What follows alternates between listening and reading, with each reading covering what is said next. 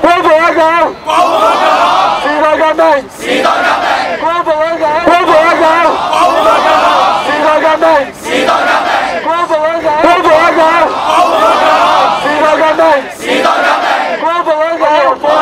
咁多位家長，時代革命，最後1個鐘頭15分鐘走出嚟投票，投票嘅話記住投翻我係6號本民前梁天琦。光復香港，光復香港，時代革命，時代革命，光復香港，光復香港，時代革命，時代革命，光復香港，光復香港。波士頓嘅佢同埋喺香港嘅佢，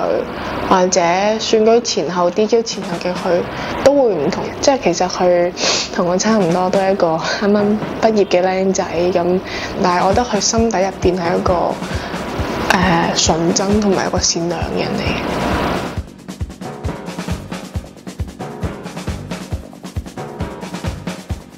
香港好少有一個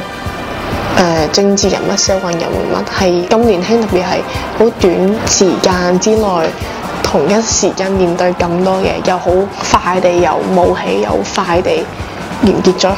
算係完結咗佢政治生涯。你好少見到咁大批人咁熱情咁去支持一件事，真係坐爆成個沙田新城市廣場嗰個樓梯嗰度，去英雄化咁樣去 support 呢個人，呢個之前冇任何從政經驗，佢 guarantee 唔到任何回收俾你嘅一個人，嗰個情感好觸動到我，嗰個氣氛，即係嗰份熱情，嗰份樂觀，純粹用選舉係一個切入點去理解呢個人一路以嚟嘅心路歷程。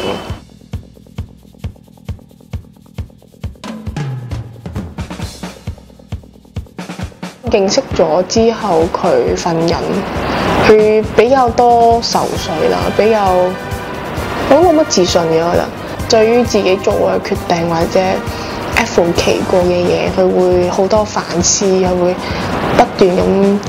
問其實我做得啱唔啱咧，或者我咁樣做呢個決定係咪最好嘅咧？講到自己唔想參選又唔開心咁樣，其實我都唔 enjoy 呢啲英雄化嘅處理。咁我係選民，我下次會唔會投你咧？即係佢心入邊嗰陣，可能唔係我哋報紙上面見到佢好義無反顧咁衝出嚟嗰種拋頭顱灑熱血嘅感覺。原來佢對於自己未來有啲迷茫，對於自己一路以嚟做嘅選擇又有啲困惑。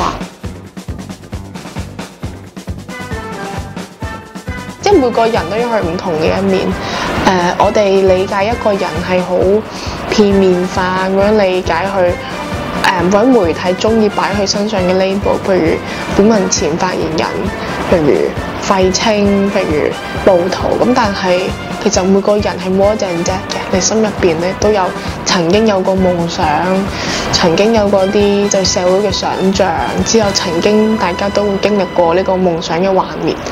咁我想大家理解對方。